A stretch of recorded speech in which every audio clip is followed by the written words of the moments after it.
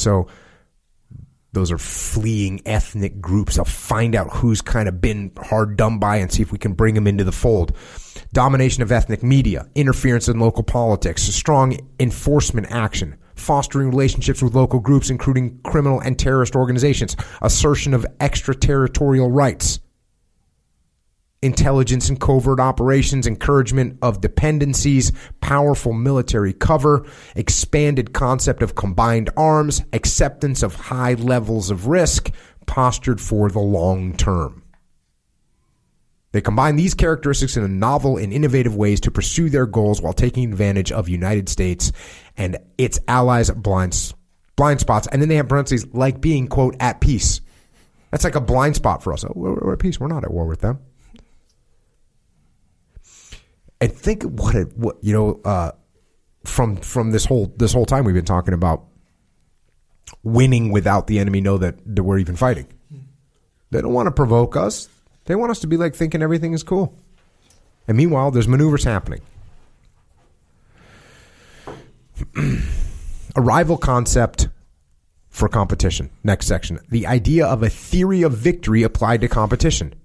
Warfighting explains how the Marine Corps uses maneuver warfare to shatter an enemy's cohesion through a variety of rapid, focused, and unexpected actions, which create turbulent and rapidly deteriorating situation with which the enemy cannot cope. That's a good idea. Rapid, focused, unexpected actions. That's what we're trying to do.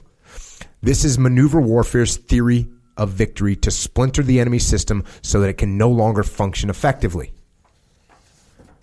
We can apply the idea of a theory of victory to competition to discern how rivals approach it. Each rival uses its own theory in competition, but we can make some useful generalizations Marines can use to analyze specific competitors. First, each of this class of rivals governs itself through an authoritarian power structure with regime survival as its top priority. This heavily influences all the other competitive choices made both domestically and internationally in these rivals' theories. Next, these rivals strive to avoid war with the United States. That's what I just said. And its allies. Note that war is not the same as violence. These rivals will selectively cross over the threshold of violence against the United States or its allies and partners, but will be careful to keep a tight rein on it so it does not escalate into war. These discrete pulses of violence can be useful for boundary stretching and to create hesitation. This is not a fixed principle. As rivals continue to study the United States, there may come a time when they believe baiting the United States or its allies into war gives them an advantage if they also believe they have developed the strength to prevail. A little warning there. A little warning. With these two principles as background, our rivals approach competition as a constant state of being, so every decision and action affects it. Thus, they are either setting conditions that will make it easier to achieve their goals, or they are reaching their goals through slow increments or opportunistic lunges. This is what they're doing. They're constantly paying attention to this. They constantly have this massive strategic goal way down the line that they're playing that long game. We can summarize their theory of victory and competition like this. These rivals think of the relationship as winning without fighting, or winning war before it starts, and not as competition. Regime survival is the number one goal, and they believe their regime is constantly under threat, so competition is one of perpetual struggle. Every action they take shapes the environment to make it easier to reach their goals, either domestically or internationally. In this environment, they are either incrementally moving toward their goals or on alert to seize one if an opportunity presents itself. So that's what we've got to pay attention to. Wrap up this chapter with the conclusion. To compete effectively, Marines need to focus on their potential competitors, especially those who see themselves as rivals to the United States and its allies. Truly understanding these potential rivals requires serious reflection and critical thinking. The OODA loop offers a model to examine why and how rivals approach competition differently. The strength of orientation affects all aspects of the model. The elements contained in a person or group's orientation work in the background. It takes deep study to first identify these elements and then learn how they affect the decisions and actions a rival takes. And then it just goes on. Their mindset of perpetual struggle means they are constantly shaping the environment to make it easier for them to reach their goals. It also means they constantly take incremental steps toward their goals while remaining alert for the chance to pounce on them if an opportunity arises. That's a tough competitor. Constantly making maneuvers. And now we move into Chapter 5, the conduct of competition. The challenge. The challenge is to develop a concept of competition for Marines that stays in balance with our preparation for war, remains consistent with our understanding of the nature and theory of competition, and accounts for the realities of international strategic competition. So we got to be, this is a big balancing thing we're working on.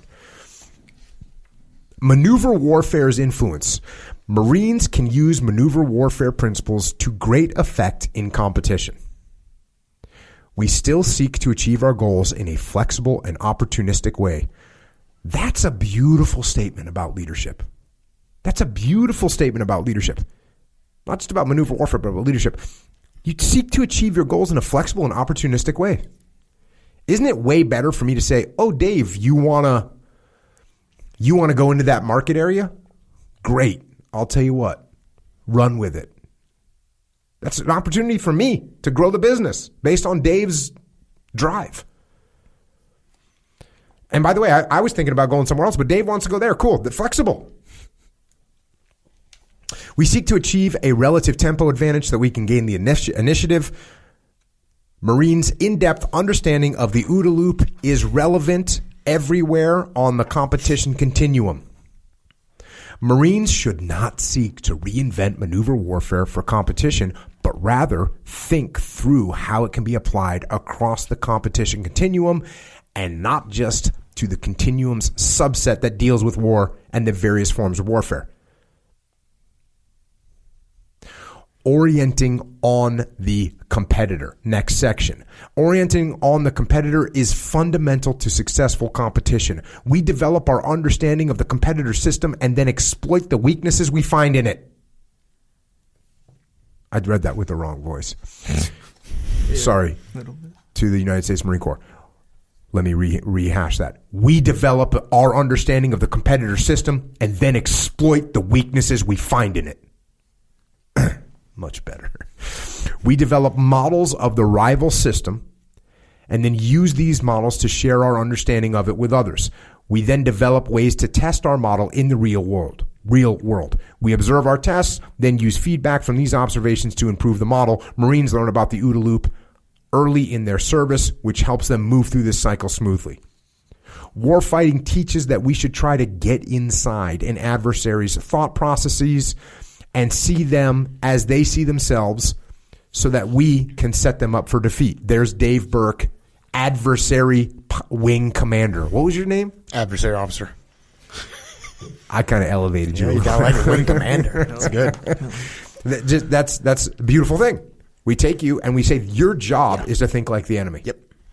It's cool. At TradeEt, we did that too. We didn't do it in such an official manner, but it was, okay, TradeEt, opposing force guys, the guys that were working directly for me at TradeEt, you're going to go and act like the enemy. Did you call it Red Cell? We called it Op 4. Op 4, yeah. Yeah, I've heard the different terms, yeah. I think it's all the same thing. It's you behave like the enemy. Partially is it gives your guys realistic training, but it also is to think, why are they doing the things that they're doing? Why would they acquire the weapons and do the formations? There's a whole bunch of reasons why you would do that. Yeah, and then what's cool is, because we'd read AARs, what the enemy did. You know, the enemy started using false walls. We started using false walls. The enemy did barricaded shoots. We do. So we would follow the reports and do what they did. But what's really cool too is when you're Op 4, you can see what it looks like. You can see what our tactics look like. You see where the strengths and weaknesses are. You see how obvious it is when a guy's doing something stupid. You're like, I'm never going to do that. Yeah. I was just going to say, it keeps you from falling into the trap of thinking everything they're doing is stupid. Because everything they're doing is different, right? Like we see them. Oh, you're saying the enemy? The enemy, yeah. Oh, okay, yeah. I mean, that so we don't fall in the trap of, oh, they're doing this and that's dumb. We'd never do that. And being dismissive of the fact that move that they are making, which we probably wouldn't make. Oh, hang on. Why are they? Oh, now I see. Exactly. And there's those moments of, oh, hey, hang on a second. This is why they're doing that. And if you don't put yourself in their eyes, the easy trap, the ego trap is, that's dumb. What do they know? And that's and that's why it's all centered around orientation. Is if you understand their perspective, you're far less likely. We have this saying, like, when we see something that we don't think is a concern to us, we scoff it. Scoff. Hey, he did this. Scoff. No factor. Don't care. Mm-hmm. And over time, what you will do is everything that's sort of different from what you would do is wrong. That's like the classic ego responses. You didn't do it the way I would do it. You're wrong. What's the scoff term? Can you explain that to me again? So let's say you and I are fighting in our airplanes and you do some move, you beam out to the west or you flank in some direction, and I think it's not a concern to me. I'll scoff that move. I don't even acknowledge it. Don't even care. Do whatever you want. Scoff. No factor. No factor. Because is it an arrogant move? Well, it can be. There are times I actually don't want to respond to what you're doing. You might be baiting me into something, making a bad decision. You might be pulling me into a place that I don't think I want to go. So there are times that I want to dismiss. I'm not going to react to that. I am not going to respond to your move. But if it's habitual, and I determine every single time you do something, it's no factor. Mm-hmm. Sooner or later, it actually will be a factor. And one of the ways that we counter that is the orientation of recognizing while they're doing that. And that's what I got to do as the adversary officer, is think like them. Mm-hmm. And hey, this is why I did that. And we would build scenarios, the training scenarios against the students. I would create those or help create those. We're turning this, we're turning that, we're doing all these things to try to get to this outcome. And if the student could dissect and understand that, then he understands what's going on. And if not, then he doesn't. And that's a bad thing. Check. Continuing on, it is essential that we understand our adversary on their own terms. We should not assume that every adversary thinks as we do, competes as we do, or shares our values and objectives. Marines in the Marine Corps are strong tools for our nation to compel or deter our rivals. As discussed in Chapter 2, we know that the target of our compellence or deterrence must cooperate, even if they're unwilling, if we are to be effective. Our knowledge of the competitor's system will help us understand their thinking enough to make good judgments on how we can force this possible unwilling cooperation. That's such a good, such a strange way of putting it, unwilling cooperation. But it happens. It happens in jiu-jitsu.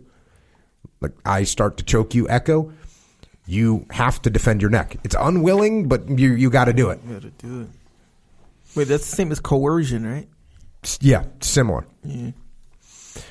Marines in the Marine Corps are also strong tools in a strategy of attraction. We can demonstrate our national values through efforts such as humanitarian assistance programs, providing highly credible support to the informational element of national power. Marines regularly play a large role in building and then sustaining relationships with allies and partners. Strong networks such as these increase our competitive options and create challenges for our competitors.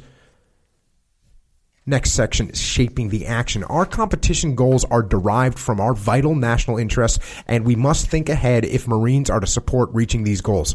Boy, if you're in charge of a company, don't you hope and pray that everyone in your company, every division in your company, everyone on your team is thinking about your vital interests inside your organization? In thinking ahead, we establish that what we want to accomplish, why, and how. This provides a vision for succeeding in competition, which in turn helps align the actions taken towards reaching the goals. In both the near and long term, we orient on our competitor to develop our understanding of their system. We continually refine our models of their system so that we can focus on their weaknesses, including increasing our understanding of how their culture affects their decision-making process. Man, you got to know what your competitor's thinking. They just say this over and over again. Similarly, we must try to see ourselves through our competitors' eyes in order to identify our own vulnerabilities that they may try to exploit. To influence the future, we consider how we can exploit our competitors' weakness while protecting our own. This usually takes the form of planning. I think beyond planning, it should take the form, or at least extend to the form of wargaming. Or red selling, or whatever you want to call it. Totally. Force on force training. Our plans will not always produce a detailed timetable of events, as we accept that competitions may unfold over a long time. Instead, we attempt to shape the general conditions of the competition